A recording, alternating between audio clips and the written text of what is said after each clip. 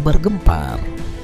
Perdana Menteri Israel, Benjamin Netanyahu, yang selama ini dikenal sebagai sosok utama di balik operasi militer di Timur Tengah, khususnya di Gaza, dikabarkan tewas akibat serangan Iran. Informasi ini pun langsung mengguncang perhatian publik dan bahkan disebut-sebut sebagai kabar kemenangan bagi pihak yang membela Palestina. Namun pada saat yang sama, bantahan juga bermunculan dari berbagai pihak. Sejumlah sumber menyatakan bahwa kabar tersebut tidak benar dan hanya merupakan informasi palsu yang sengaja disebarkan oleh pihak-pihak tertentu. Situasi ini tentu memunculkan tanda tanya besar. Jadi, apa sebenarnya yang terjadi? Apakah Netanyahu masih hidup dan bersembunyi, atau memang benar telah tewas? Mari kita telusuri fakta-fakta yang ada. Isu mengenai nasib Benjamin Netanyahu tidak muncul begitu saja. Semuanya bermula dari serpihan-serpihan informasi kecil yang kemudian berkembang liar, terlebih di tengah ketegangan konflik Iran dan Israel yang kian memanas. Salah satu titik awalnya berasal dari pernyataan mantan perwira intelijen marinir Amerika Serikat, Scott Ritter. Dalam sebuah forum diskusi yang rekamannya kemudian menyebar luas di media sosial, Ritter menyinggung adanya laporan tentang serangan besar Iran yang menghantam area kediaman Netanyahu. Ia bahkan menyebut kemungkinan bangunan tersebut dilanda kebakaran akibat dampak serangan. Dalam kesempatan yang sama, ia juga mengungkap bahwa rumah sejumlah tokoh politik Israel lainnya disebut turut menjadi target. Pernyataan tersebut langsung memicu gelombang spekulasi. Sejumlah akun di media sosial mulai membangun narasi bahwa pemerintah Israel bersama sekutunya diduga menyembunyikan fakta yang sebenarnya. Dugaan ini semakin meluas setelah diperkuat oleh opini dari sejumlah analis independen dan jurnalis internasional. Namun, faktor yang paling menyulut spekulasi justru datang dari hal yang tampak sederhana. Ketidakhadiran Netanyahu dalam sebuah rapat keamanan penting. Dalam situasi krisis militer, pertemuan tingkat tinggi seperti itu biasanya dipimpin langsung olehnya. Akan tetapi, dalam briefing keamanan yang beredar ke publik pada hari tersebut, kursi yang biasa ditempati Netanyahu terlihat kosong. Tidak ada penjelasan pasti mengenai di mana ia berada saat itu. Sebagian pengamat menilai situasi ini masih bisa dianggap wajar sebagai bagian dari prosedur keamanan. Dalam kondisi perang, keberadaan seorang pemimpin negara memang kerap dirahasiakan demi menghindari potensi serangan. Namun di sisi lain, para pengguna media sosial justru menjadikannya bahan spekulasi baru. Apakah Netanyahu sedang disembunyikan, mengalami luka, atau bahkan sesuatu yang lebih serius telah terjadi? Ketegangan semakin memuncak saat sebuah video pidato Netanyahu tiba-tiba beredar tak lama kemudian. Dalam rekaman itu, ia terlihat menyampaikan pernyataan singkat terkait kondisi keamanan. Namun alih-alih meredakan isu yang beredar, kemunculan video ini justru memicu polemik baru. Sejumlah warganet mulai meragukan keaslian rekaman tersebut. Ada yang menduga video itu hanyalah arsip lama yang dipublikasikan ulang.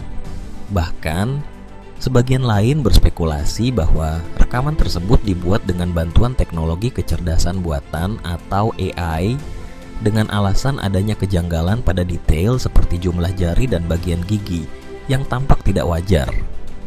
Kebingungan semakin meningkat ketika akun X milik Benjamin Netanyahu mengunggah video lain. Dalam video itu, ia tampak santai duduk di sebuah coffee shop sambil memegang secangkir kopi, disertai keterangan singkat, "They say I'm what? Watch." Bagi para pendukung Israel, unggahan ini dianggap sebagai bukti bahwa Netanyahu dalam kondisi baik. Namun di sisi lain, justru muncul kecurigaan dari sebagian pengguna internet. Beberapa pengamat media sosial kemudian menyoroti detail-detail yang dianggap tidak biasa, mulai dari gerakan tangan, posisi saku jas, hingga permukaan kopi di dalam cangkir yang terlihat terlalu tenang. Ada yang menduga video tersebut telah dimanipulasi menggunakan AI, sementara yang lain beranggapan itu hanyalah rekaman lama yang diedit agar tampak baru. Sampai saat ini, belum ada pernyataan resmi yang memastikan keaslian video tersebut. Isu mengenai kondisi Benjamin Netanyahu yang dipicu oleh berbagai tanda misterius ini dengan cepat berubah menjadi pertarungan narasi di tingkat global, melibatkan media, pemerintah, hingga opini publik internasional. Di tengah memanasnya konflik Iran dan Israel, kabar terkait Netanyahu segera menjadi sorotan berbagai media.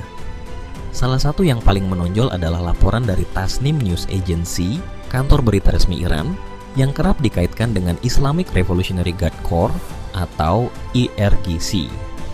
Dalam pemberitaannya, Tasnim menyebut bahwa bahkan sumber-sumber berbahasa Ibrani sendiri mulai memperdebatkan kemungkinan Netanyahu mengalami luka serius atau bahkan telah tewas.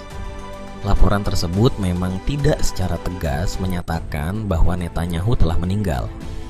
Namun gaya penyajiannya justru mendorong spekulasi semakin meluas, baik di media sosial maupun di berbagai platform pemberitaan internasional. Sejumlah tokoh dalam aliansi NATO bahkan mulai menilai bahwa konflik ini berpotensi melanggar hukum internasional dan dapat memicu krisis yang lebih besar di tingkat global. Salah satu kritik paling tajam datang dari Perdana Menteri Spanyol, Pedro Sánchez. Ia secara terbuka menyindir bahwa tidak masuk akal mendukung pihak yang membakar dunia, lalu mengeluhkan dampak yang ditimbulkannya. Pemerintah Spanyol pun menegaskan sikapnya untuk menolak keterlibatan dalam perang melawan Iran, sekaligus berkomitmen melindungi warganya dari efek konflik tersebut. Di Italia, Perdana Menteri Giorgia Meloni juga dikabarkan enggan menyeret negaranya ke dalam operasi militer yang dipimpin Amerika Serikat di kawasan Timur Tengah. Sikap serupa juga ditunjukkan oleh Prancis, yang menegaskan bahwa pengerahan armada militernya di wilayah Mediterania bersifat defensif, bukan untuk memperbesar eskalasi konflik. Kanada pun dilaporkan memilih menjaga jarak dari kemungkinan keterlibatan langsung. Namun, di tengah gelombang kritik internasional tersebut, Israel bersama sekutunya justru melontarkan narasi tandingan. Dari sisi Amerika Serikat dan Israel, muncul klaim yang berbeda. Sejumlah pejabat Amerika menuduh para pemimpin Iran bersembunyi jauh di bawah tanah demi menghindari serangan. Bahkan Menteri Pertahanan AS, Pete Hegseth, sempat menyindir bahwa para pemimpin Iran bersembunyi seperti tikus. Ia juga mengklaim bahwa pemimpin tertinggi Iran mengalami luka, serta menyebut adanya kebingungan mengenai siapa yang sebenarnya memegang kendali pemerintahan. Namun di saat pernyataan tersebut beredar, berbagai rekaman yang muncul justru memperlihatkan gambaran yang bertolak belakang dari dalam Iran. Sejumlah pejabat tinggi terlihat tetap beraktivitas secara terbuka. Para menteri, pejabat keamanan, hingga tokoh pemerintahan tampak hadir dalam berbagai kegiatan bersama masyarakat, seolah menepis narasi yang beredar. Perhatian publik kemudian tertuju pada sosok Menteri Luar Negeri Iran yang terekam berjalan di jalanan Teheran, menyapa warga di tengah suasana perang. Tak berselang lama, muncul rekaman lain yang memperlihatkan Presiden Iran, Masoud Pezeshkian, hadir dalam aksi solidaritas Hari Al-Quds di kota yang sama. Dalam video yang beredar luas tersebut, ia tampak berada di tengah kerumunan tanpa perlindungan bunker maupun lokasi tersembunyi. Situasi ini juga merembet ke ranah politik Amerika Serikat. Tokoh keamanan Iran, Ali Larijani, melontarkan peringatan keras kepada Donald Trump menyusul ancaman Washington terkait Selat Hormuz. Larijani bahkan menyindir agar Trump berhati-hati supaya tidak tereliminasi. Pernyataan ini segera memicu kekhawatiran di Amerika, terutama terkait kemungkinan adanya jaringan tersembunyi atau sleeper cells yang dapat menyasar tokoh politik. Di tengah pertarungan narasi yang terus bergulir, kondisi di lapangan justru menunjukkan eskalasi militer yang semakin intens. Iran dilaporkan meluncurkan puluhan gelombang serangan rudal ke wilayah Israel dalam waktu yang relatif singkat. Sejumlah laporan menyebutkan bahwa serangan terjadi hampir setiap 1,5 jam sejak tengah malam, menciptakan tekanan berkelanjutan bagi sistem pertahanan udara Israel. Para analis militer juga menyoroti penggunaan berbagai jenis rudal balistik secara bersamaan. Selain Khorramshahr 4 yang memiliki hulu ledak besar, Iran disebut turut mengerahkan rudal lain seperti Khaybar Shekan, Qadr, dan Emad. Bahkan, untuk pertama kalinya dalam konflik ini, Iran dilaporkan menggunakan rudal 2 tahap berbahan bakar padat, yaitu Sejil. Dampaknya terasa di berbagai wilayah Israel. Ledakan dilaporkan terdengar di sejumlah titik, termasuk di kawasan metropolitan Tel Aviv. Beberapa kota seperti Bnei Brak dan Ramat Gan disebut mengalami dampak dari ledakan maupun serpihan munisi yang jatuh dari udara. Di wilayah pelabuhan selatan Eilat, laporan menyebutkan bahwa serpihan munisi sempat memicu kebakaran ringan serta merusak sejumlah bangunan dan kendaraan. 2 orang warga dilaporkan mengalami luka ringan, sementara tim darurat bekerja sepanjang malam untuk mengevakuasi korban dan mensterilkan area yang terdampak. Di tengah eskalasi yang terus meningkat, Menteri Luar Negeri Iran, Abbas Araghchi, menyampaikan pernyataan yang cukup menyita perhatian. Ia menegaskan bahwa Iran tidak memandang konflik ini sebagai perang untuk bertahan hidup. Menurutnya, negaranya berada dalam kondisi yang relatif stabil dan memiliki kapasitas untuk menghadapi tekanan militer.